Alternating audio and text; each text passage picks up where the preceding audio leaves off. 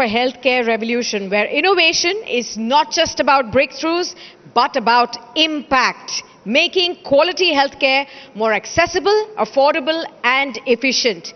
Our next speaker is Dr. Devi Prasad Shetty, a renowned cardiac surgeon and a visionary healthcare czar who has been instrumental in revolutionizing affordable healthcare in India. I would seek to understand in this conversation with him how technological advancements and progressive policy making are now going to be shaping the future of India's healthcare. Ladies and gentlemen, please put your hands together to welcome Dr. Devi Prasad Shetty on stage to have a conversation with me.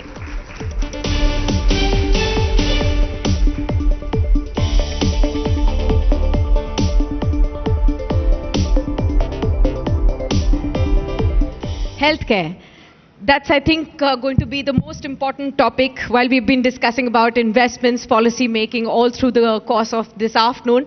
But what is going to be crucial for all of us to really, and what matters to us in our daily lives and till the end of our life, will be healthcare. And who better than Dr. Shetty to really talk about it? So you have been really instrumental in making affordable healthcare accessible to a lot of Indians. Yet I want to understand the role that India is playing in leading medical innovation and making, healthcare accessible, and leading it from the forefront at this point in time, sir. Thanks, Sakshi.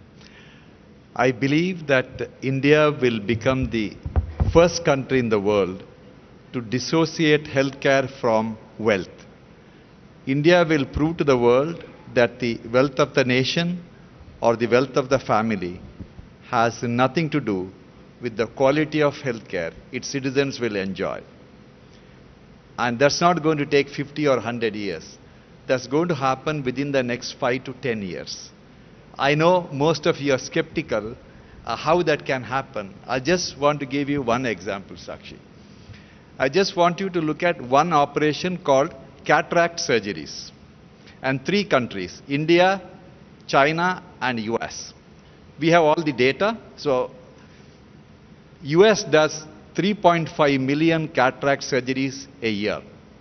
China does everything exponentially bigger than India or any other country. Now, do you know how many cataract surgeries are done in China? 3.2 million cataract surgery, less than US. They should be doing 5 times more than US. Why? Because there is no private entrepreneurship in healthcare in China. Now, come to India. How many cataract surgeries are done in India? India does 8.5 million cataract surgeries a year. India does more cataract surgery than US, China, and most of the European countries put together. Now the question is, how India did it? India did it only because of entrepreneurship of doctors. 25 years ago, ophthalmologists, eye specialists, got fed up of the big hospitals. They said, this model of delivering healthcare is not suitable for patients. They went out to the community, rented a house, they created their clinic and the operating room in the ground floor, they lived in the first floor, and whenever they had a cataract surgery, their spouse, usually the wife, assisted them, so there was no overhead cost. So they took cataract surgery to the community, and that was magical. This is how India will transform healthcare. And what we can do, believe me, no other country can do it. That's amazing to hear and very encouraging at that. But again, affordability is very key. I heard Namita also talk about it. Accessibility, she also talked about it as well. Still we see in private hospitals, the costs are soaring so much higher. We still have a very minuscule percentage of population that is insured in the country as well. The onus lies on who to really make affordability and accessibility truly reach the people? Sakshi, the only solution India has is the health insurance. That is the only option. But unfortunately, health insurance hasn't lived up to the expectations of the people.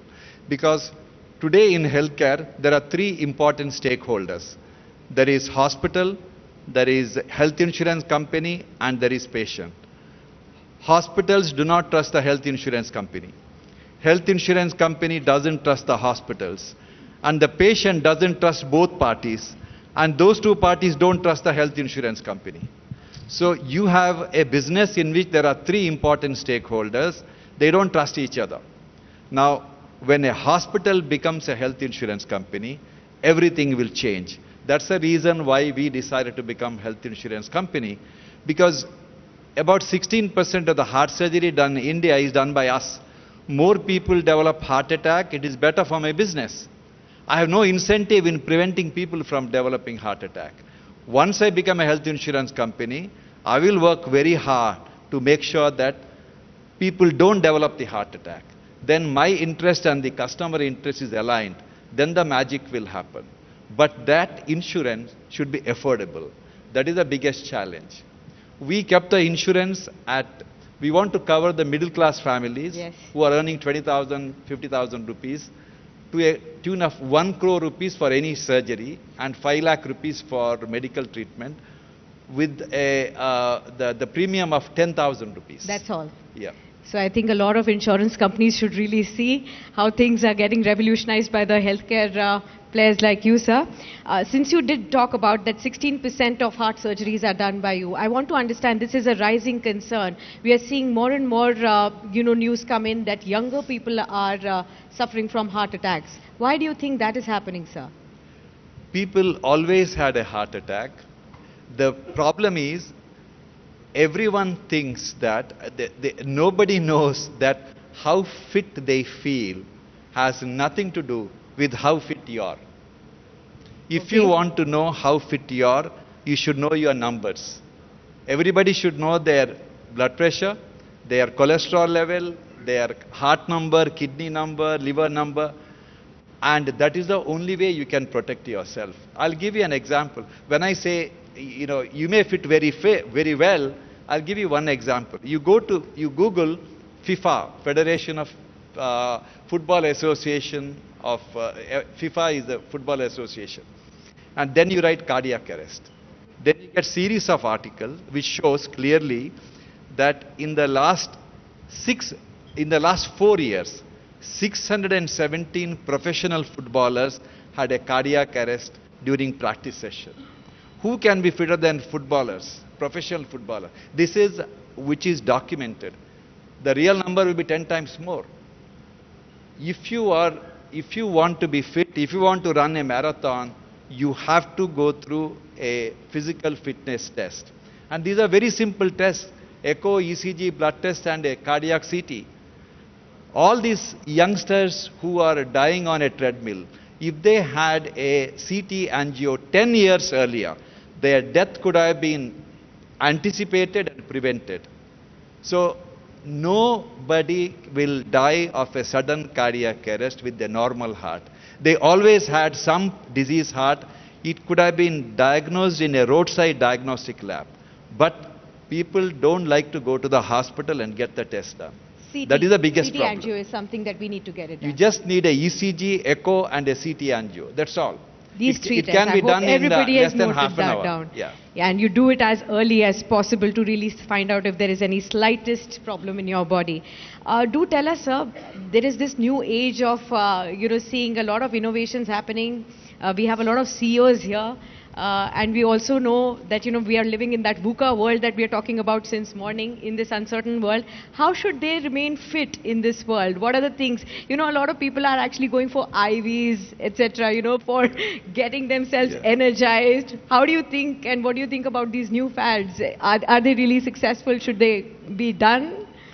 First of all, every Indian must know their numbers. Yeah. And everyone should go for a preventive checkup once a year. That's very, very important.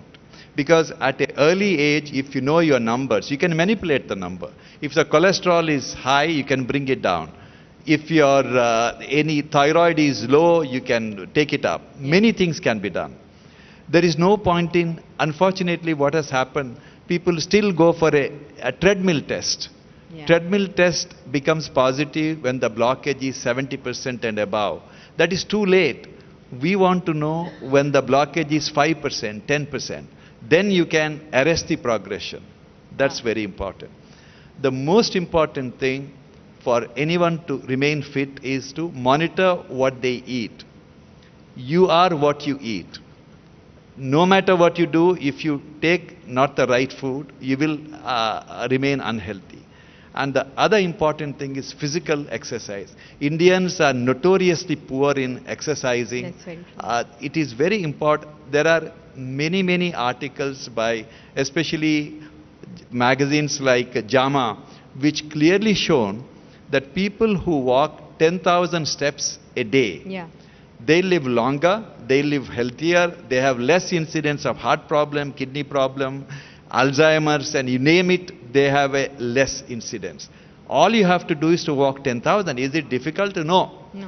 I don't know most of the people here, but yet they are not walking more than 3,000 steps. Now, if you just, whenever you are walking or talking on the mobile phone, use a earphone, and when you are talking, you start walking, you will add another 2,000 steps. And that is such a simple step. Absolutely. So essentially, walking is not about walking in the morning or evening. Walking whole day. And all this fad about cardio and all these exercises, they are not good for the heart. What is good for the heart is sustained exercise over a long period of time. That's true. Another... and more than anything else, be spiritual. I'm not talking about religious, but be spiritual. Whatever you do, tell yourself that I'm a servant of God, I'm just an instrument in His hand. I will do whatever is possible and everything is decided by Him. Then you will succeed in whatever you are doing. Okay, exercise and be spiritual. Those are the two takeaways. And of course, eat healthy is what he's saying, and monitor all your vitals. Another big trend that is developed, and all of us have been hearing it in the news, the weight loss drugs that are making inroads into India.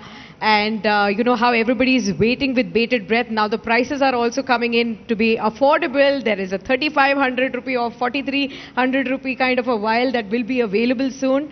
So, a lot of people think that that is very, very achievable and attainable, and it's an easy way out. What is your thinking as a healthcare expert, sir? Should one be really looking at it with the way it's becoming like, something to go for? Obesity is the biggest problem in our country that is responsible for diabetes, hypertension, heart problem, most of the problems. Everyone wants to lose weight. It is very important that they change their diet and they exercise, do everything possible. If everything fails, they can resort to these drugs. I don't want to name a brand or guarantee the safety. It is too early yet, but whatever results which I have shown, that I don't think there is a serious side effect, but I am not sure. I am not an expert in it. There is, with my limited knowledge in this area, I feel that it's not, as a last resort, people with morbid obesity, they are unable to lose weight, they could try it, but only for a limited period of time. And it should be done by an expert doctor, and they should be closely monitored. That's very, very important. But I can tell you, they are really, really magical. They give amazing results. Okay. So I hope and pray to God it remains safe for the people. Yes, and with more and more Indian pharmaceutical companies, Namita, would you be bringing one in? Yes, Namita says yes. So this is going to be the next big thing that everybody is watching out for. We could have talked for hours and hours. This is a topic that everybody is listening with keen ears. But thank you so much, Dr. Shetty, for your inspiring words and, of course, the work that you have been doing. I wish you all the very best, and thank you so much for being with us on this special, edition, and, of course, on this panel. Huge round of applause, ladies and gentlemen. May I please request you to just stand by, and I will request Mr. Anand Lakshmanan